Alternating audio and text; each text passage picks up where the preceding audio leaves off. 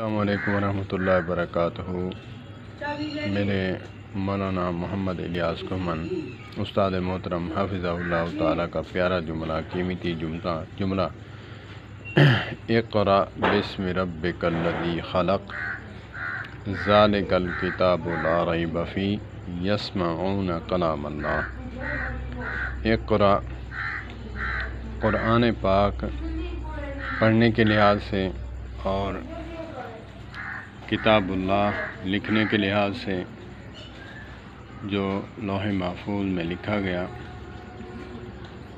اور صحابہ کرام نے بھی لکھا، اور کلام اللہ اللہ عز و جل کا تکلم فرمانا